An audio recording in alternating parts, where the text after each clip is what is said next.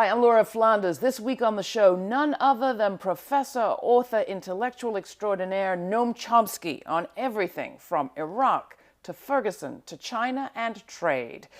And a sneak peek at a documentary on a workers' struggle that won. It's all coming up right here. Welcome to the show.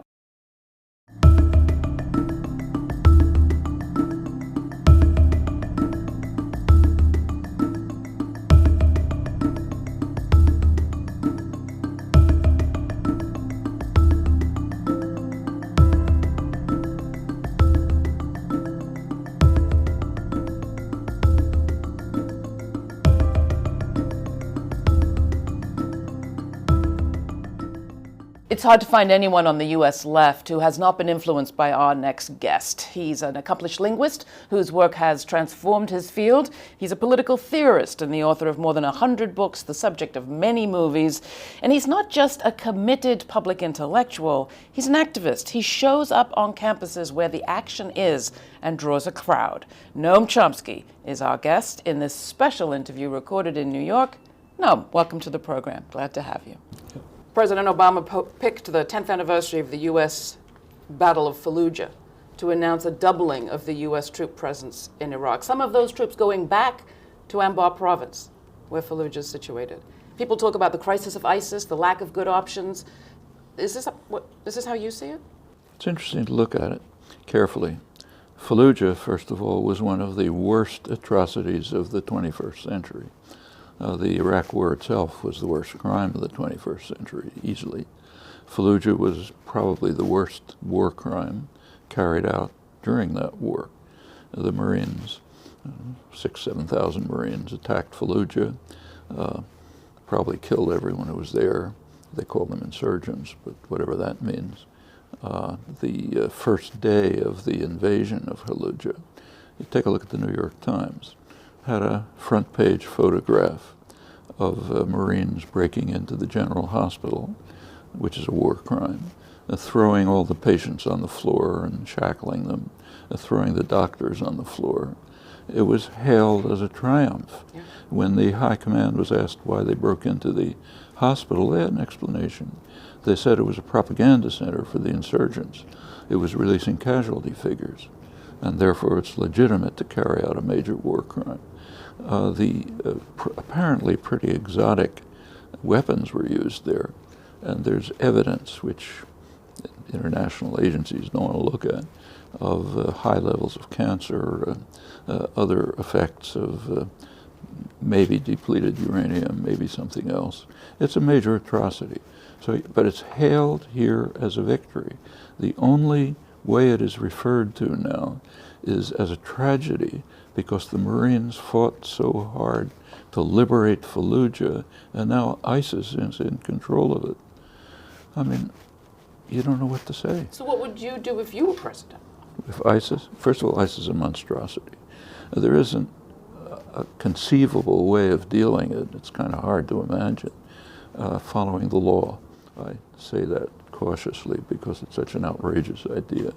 But there are laws, and we're bound by them. They're actually, the Constitution requires that we adhere to them. Of course, we never do. One of them is the UN Charter. A way of dealing with ISIS following the law would be to approach the Security Council, request that they declare a threat to peace, which of course they would do, and organize a way to respond to it, and then follow the will of the international community. Out of that, there might come a reasonable response. The unilateral U.S. response, namely hit everything with a sledgehammer, makes absolutely no sense. The correspondent who's followed this most closely and has been right all along, Patrick Coburn, simply describes it as an Alice in Wonderland strategy. The major ground forces that are fighting ISIS are apparently the PKK and its allies in Syria, the civil group. They're barred because we call them a terrorist group. So they're under attack. Our ally Turkey attacks them and we bar them support. But they're apparently the ones who saved the Yazidi and blocked the ISIS attack on Iraqi Kurdistan, so they're out. The major regional force state that could confront ISIS is Iran.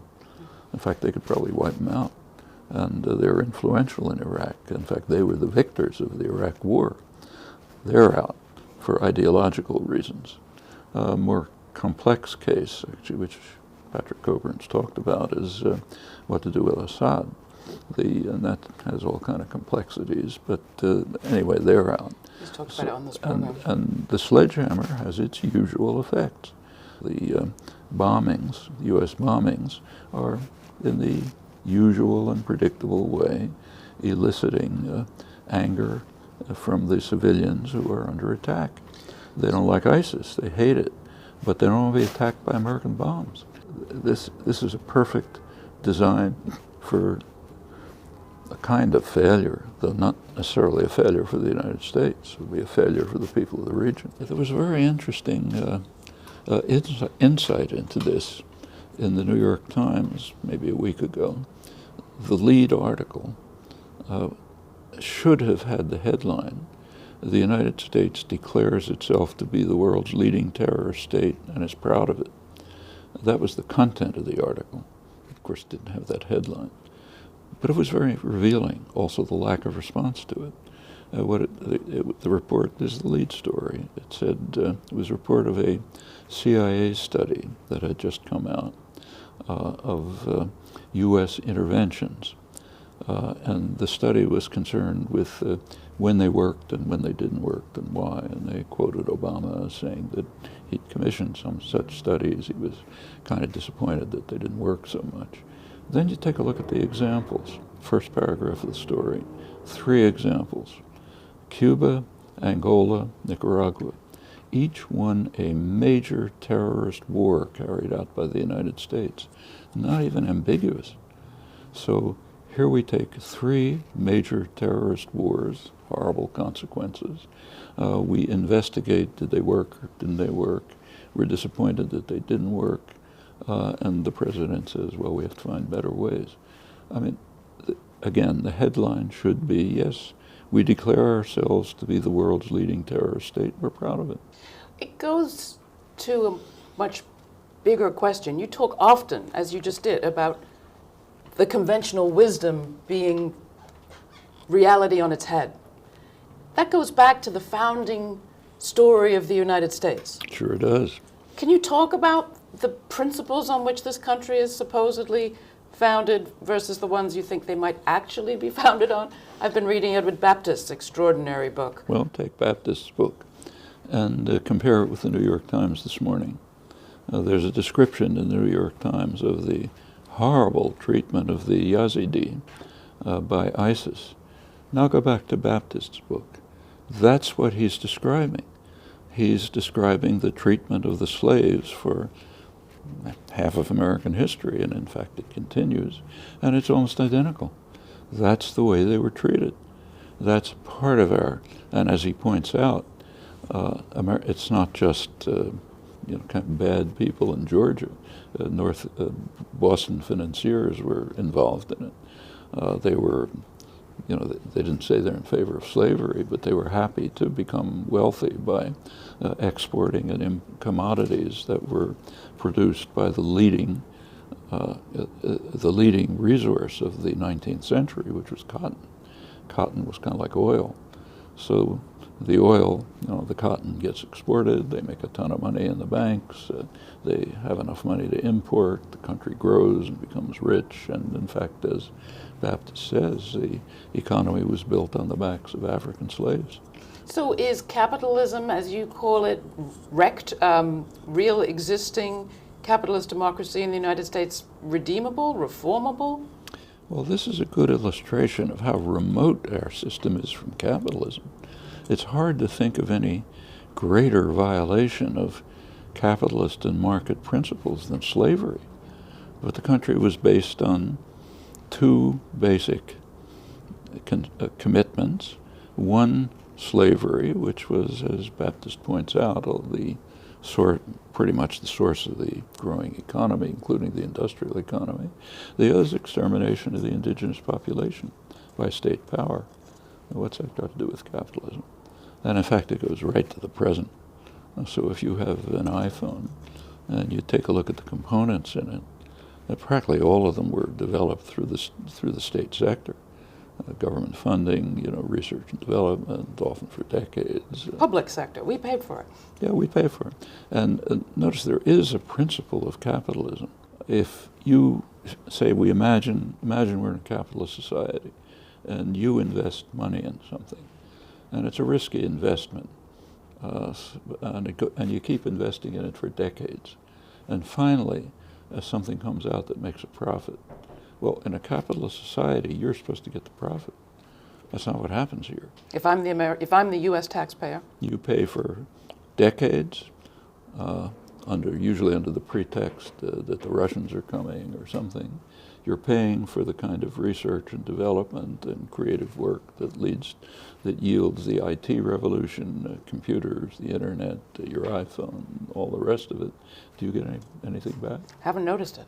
Haven't noticed. It goes Not to even Steve Jobs and Bill Gates. But we work a lot with people these days who are interested in trying to develop worker-owned co-ops and cooperative regions of solidarity economics. Is that hopeless? No, I think that makes sense. In fact, there are interesting things happening. The person who's done most of the writing about this is Garl Perovitz. It's interesting work. Throughout the northern Middle West, like northern Ohio, there is a spread of worker-owned enterprises, not huge, but not small either, which could be the basis of a different kind of society. And notice that these could be substantial if there was enough popular support. So go back a couple of years. Obama virtually nationalized the auto industry. It was collapsing, so it had to be kind of bailed out by the taxpayer, the usual story. So he took over most of the auto industry. There were a few possibilities. One possibility, of course, was the one that was followed. Bail out the owners, bail out the banks, give it back to the same people or other people, different faces, but essentially the same roles in society, and have it continue to produce what it had always been producing, automobiles. There was another possibility. Give it to the workforce, subsidize them to develop it, have it produce what we need. What do we need? I can give you a personal example. My wife and I came into New York by train from Boston. The train took only an hour and a half longer than when I took it in 1950 for the first time. Either it was standing still or it was going slower than the trucks on the Connecticut Turnpike. There isn't a country in the world where this happens. And that's just a symbol of the country. This is the richest country in the world, has incomparable advantages, and it's just falling apart. Were you encouraged by the news that was hailed as a breakthrough of the U.S.-China accord around emissions? For the first time, China committing to cap emissions? Well, it's not the first time. They'd already committed to it. I mean, there's a little adjustment in the dates. Look, it's better than nothing, but it doesn't really amount to much, and it has potential dangers that we ought to keep our eye on. Notice that this is a U.S.-China agreement. It could turn out that this is going to undercut the international agreements, and it's not impossible that that was the purpose. When we talk about Chinese emissions, remember, they're our emissions. China's manufacturers say your iPad, and there's pollution, but that's for the American markets. It's a mixed story. Well, so that goes to the questions that we received from our Facebook friends. We invited them to pose questions of Professor Chomsky, and they posed very many. They fell into several camps. How did we get into this mess? How would you describe this mess? And how do we get out of this mess? I think we're at the how do you describe this mess situation. One question in particular was, how do you assess the strengths and weaknesses of the U.S. movements for social justice? And how would you advise we try to maximize the strengths and minimize the other? Well, since the labor movement has traditionally been in the forefront of progressive social change. And for that reason and others, it's under severe attack. And by now, partly it's the fault of labor bureaucrats, but partly it's just a fierce attack from the business world, which pretty much runs the country. And by now, the labor movement is a shadow of what it once was. It could come back. There have been earlier periods of American history when labor was destroyed. 1920s, it was practically wiped out. 1930s, it rose again. Could happen.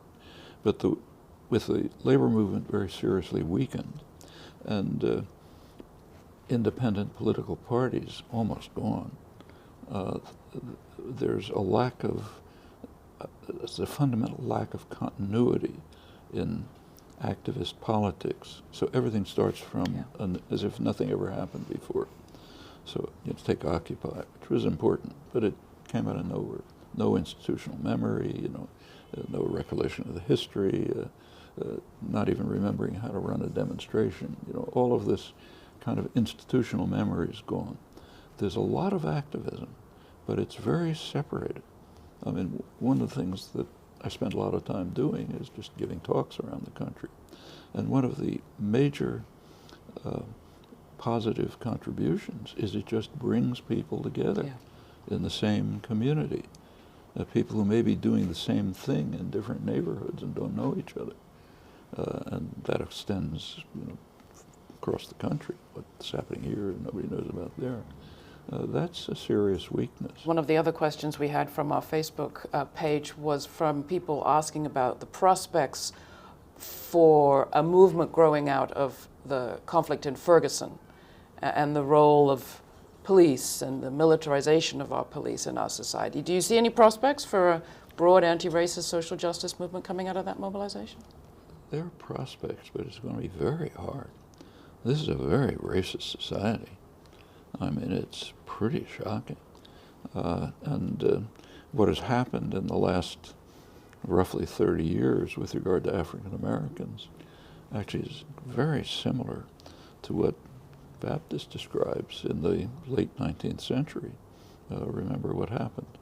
The constitutional amendments during and after the Civil War were supposed to free African American slaves. It did something for about 10 years.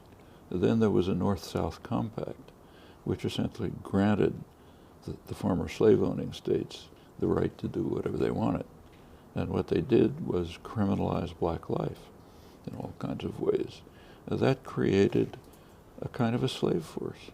In fact, one of the most interesting books on it, Douglas Blackman's, is called Worse Than Slavery or something like that. It threw mostly black males, but also women, into jail, where they become a perfect labor force, much better than slaves. If you're a slave owner, you have to you have to keep your capital alive. If the state does it for you, it's terrific. No strikes, no disobedience, perfect labor force. A lot of the American Industrial Revolution in the late 19th, early 20th century is based on that. Actually, it pretty much lasted until the Second World War, when there was a need for what's called free labor in the war industry.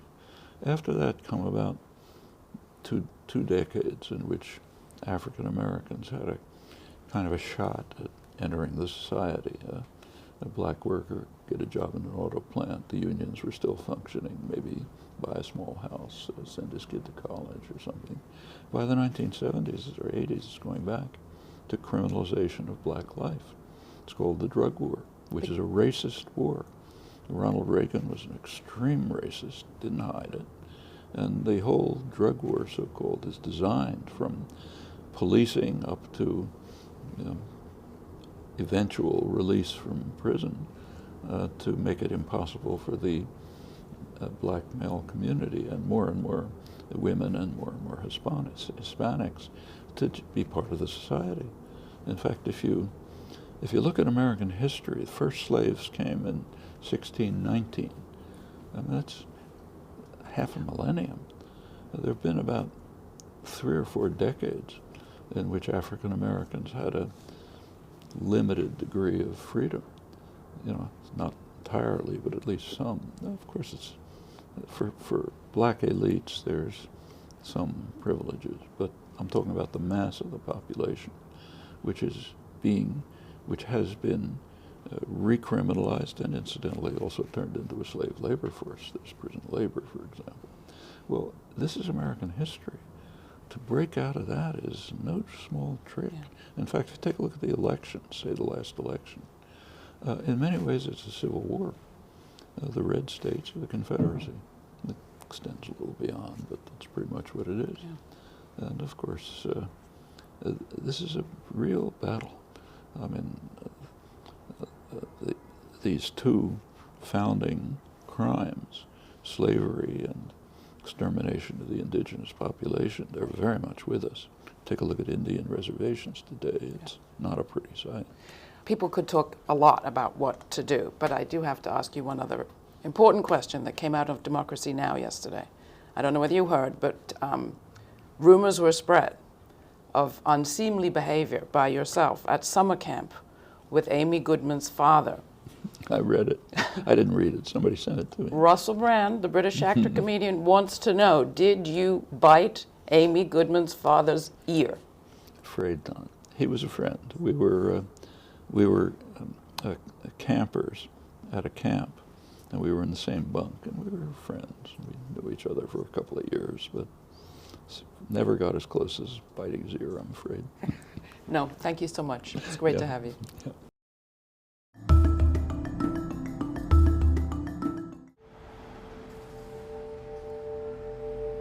Estás a la mitad del río y estás viendo México y estás viendo Estados Unidos y dices, wow, pero yo qué tengo que estar haciendo aquí. Ya llegas acá, te instalas y ves la verdadera situación de cómo es que se ganan los dólares, ¿no? Decidimos llamar al Departamento de Labores a reportar todo lo que estaba sucediendo, pero ellos jamás llegaron. Somos indocumentados, pero eso no quiere decir que tengan que lucrar con el hambre de nosotros. Cuando tenemos un contacto con el trabajador, somos muy explícitos. Estamos hablando de una lucha de poder. Dijeron que cómo nos iban a dar los beneficios si nosotros no éramos ni siquiera una unión. Ahora van a tener su unión que ellos pedían.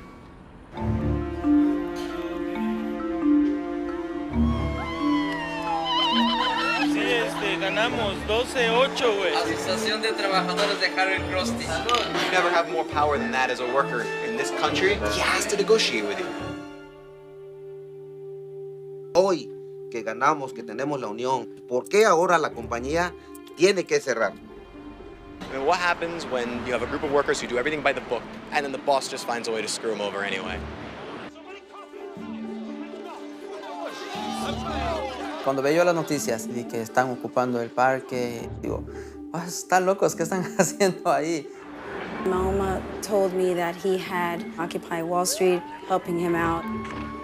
And I'm afraid that he might get deported. These workers are undocumented. They can lose everything.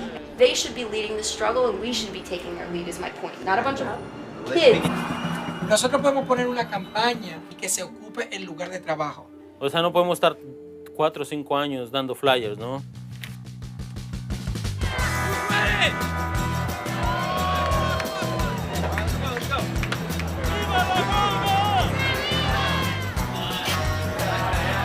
They're supposed to be invisible. The food's supposed to arrive, but you're not supposed to see them.